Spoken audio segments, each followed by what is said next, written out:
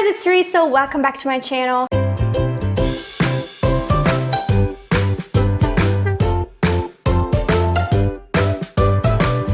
In today's video, I'm very excited to do another round of Project TBR for 2020. I am gonna talk about the books that I ended up reading for this project in a different video. So today it's just purely the TBR portion for next year. If you didn't know, every year I pick 12 books for my TBR that I will try to read the following year, and I try to pick books that I have had for quite a while and never reached for, to kind of like push them a little more into the spotlight, make me more aware of them, and like specifically try to, you know, get some books off my long-term TBR instead of just reading the books that I buy newly, which is what I usually do. So I picked 12 books for 12 months. It's pretty self-explanatory. Let's jump right into it. The first book I have is Kafka on the Shore by Haruki Murakami. I have read a few books by him, but not that many, and honestly, I kind of need to be in the right headspace for them because they're always quite weird. And in general, I find it sometimes quite difficult to read Japanese translations into English, because they're a little bit stilted and they always read a little off, and it's just like the writing styles from English to Japanese don't match up. So this book is about Kafka Tamura. So it's not about Franz Kafka, why am I saying it weirdly? Franz Kafka, who is a Czech/Austrian writer. But I do know Murakami is a big fan of him, so I'm assuming that's why he gave this name to his character. But it's about Kafka Tamura, who runs away from home at the age of 15. So it's kind of like a dual story, both following Kafka and then also an older man called Nakata, who never recovered from a bizarre childhood affliction and finds his pleasantly simplified life suddenly turned upside down. The next book I'm actually very excited about, because when I bought it, I wanted to read it immediately and then just kind of didn't. Three Souls by Janie Chang. This is a Chinese historical fiction novel set in 1935, and it follows a woman who has died but who can't pass on to the afterlife, and she's accompanied by three souls who are all like have different personalities, and they tell her that she needs to make amends basically in order to move on. So she basically is able to review her life and like relive certain moments of her life and figure out where she went wrong and what she needs to do that. So I'm very excited. It sounds wonderful. I love Chinese historical fiction. I've always said I want to read more of it, and then I never do. But now it's happening. I'm gonna finally read this. I'm so freaking excited. I can't even tell you. The next book I have is The Dark Circle by Linda Grant. This was shortlisted for the Bailey's Women's Prize for Fiction in 2017, and my favorite book of 2017 was Stay With Me by Ayobami Adebayo, who won the prize as far as I can recall.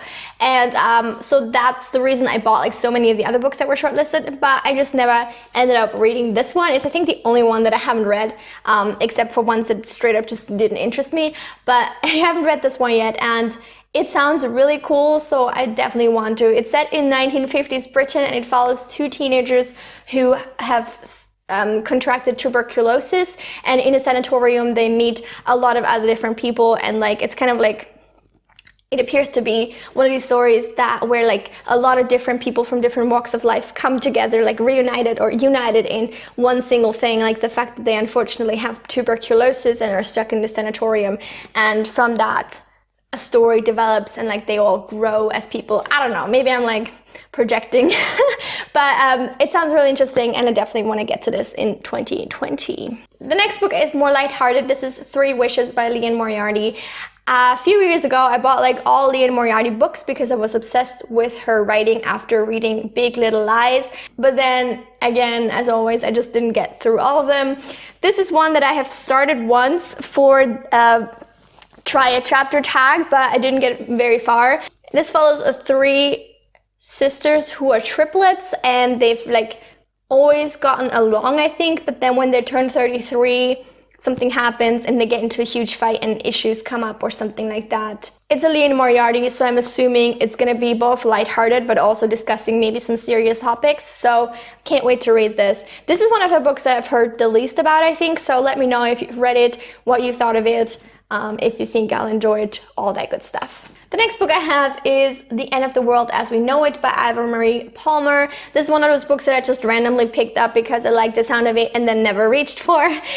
This follows a group of teenagers who are locked in a basement after a party, and while they're there, an alien invasion occurs, and when they leave the basement, basically everybody's dead, as far as I can tell. So they have to overcome the differences, save the world, all that good stuff. I don't know, it sounds a little bit cliche and like a kind of slasher movie, you know what I mean? Like one of those really shitty horror movies.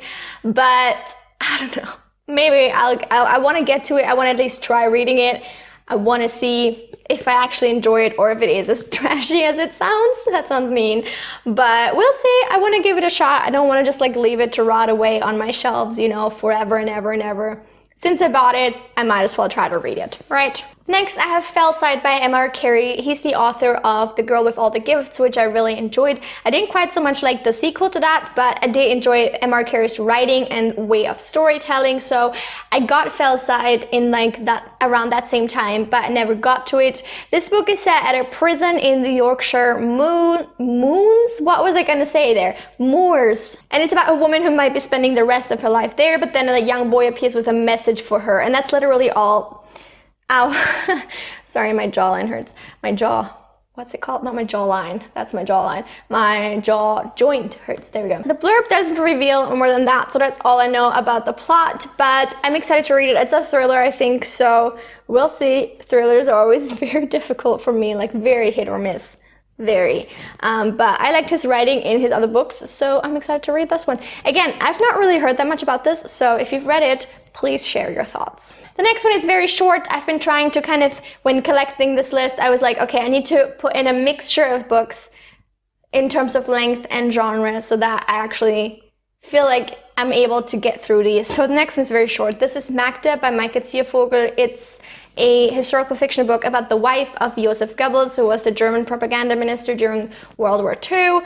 And I find that a very interesting topic. I don't know much about not much about MacTip, but I'm excited to find out. It's very short, so we'll see how much I will find out, but yeah, definitely excited to get to this, and it's definitely gonna happen.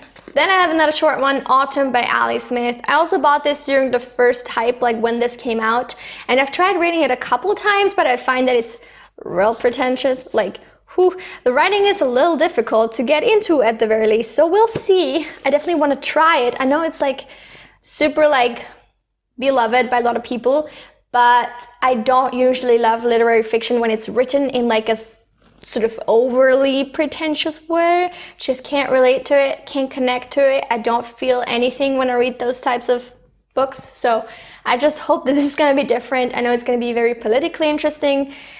I think that this came out when Brexit was first becoming a thing, and since it's still not happened, could be interesting to look back on that now, on the beginnings of that. So we'll see. I'm excited. Next one is a chunker, my friends. Iron Gold by Pierce Brown. Look at that. You could kill somebody with this, no joke. By the way, have I told you that once I went to a concert and I brought a Harry Potter book, and they stopped me at the entrance and were like, "You planning to murder someone with that?" Like, because they searched your bags, right? And I was like, no, I just read it on the bus. Like, I was genuinely scared that they would take it from me. So they didn't, but just saying, be careful. Be careful packing huge books when you go to concerts. Quick PSA. This is book 4 in the Red Rising series. I read the first 3 books last year and then like just didn't care anymore. And it's, I think, a good point to stop, you know, between book 3 and 4 because there's a time jump. And I'm excited though to read the 4th one again. I think I'm over my burnout from that series because I read the first 3 books in like a week. So I think I'm over that. I'm excited to get back into the world. Can't wait to see what happens. And I think that the 6th book coming out sometime soon. So would be a good time to read the second half of the series in 2020, I think. Then I have Full Dark, No Stars. This is a short story collection by Stephen King. We all know how I feel about short story collections. Not my favorite. Regardless of that, I have the book. I might as well read it. I've kind of been like not wanting to buy any more Stephen King until I read this. So if I ever want to continue with his work, I just need to do it. I just need to read it. I think it could be good to read the short stories kind of like spread out over the years, over the year, so I don't sit down and have to read the whole thing if I don't want to. But yeah, we'll see. Second to last, I have a book that I've actually been wanting to pick up recently, but I was like, no, this is the perfect pick for the 2020 TBR. So I was like, chill, just take a few more months, and you can read it. And that is The Goldfinch by Donna Tartt. This is a perfect example of a book that I've been wanting to read forever, and I've had forever, but just haven't read. It's definitely a little bit daunting with its length, but I want to read this, finally. I know so many people read it and love it, and like, I don't know, I want to be part of the party and of that cool conversation. So I just need to do it. I need to do it, guys. It needs to happen. It's gonna happen too. I'm very excited. And finally, I have another chunker. This is The Black Prism by Brent Weeks. I've also had this book for ages. It is enormous. Again, you can murder someone with this, so be careful.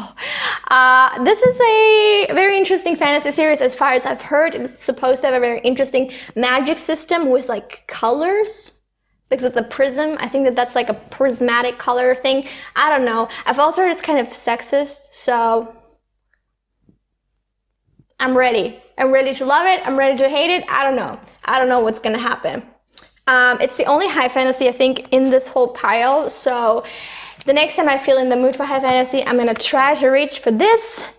We'll see how it goes, because it's huge, but I'm gonna make it happen. And that is it for all the books, not all the books, 12 is not that much to read in a year, but for all the books that I want to read specifically in 2020. I hope you guys enjoyed this video. Let me know if you have any TBR plans for the future year, for the coming year, and what they are. Also, let me know if you've read any of these books and what you thought of them. And please don't forget to like this video and subscribe. I hope to see you back very soon with another video. Until then, have a lovely week. Bye!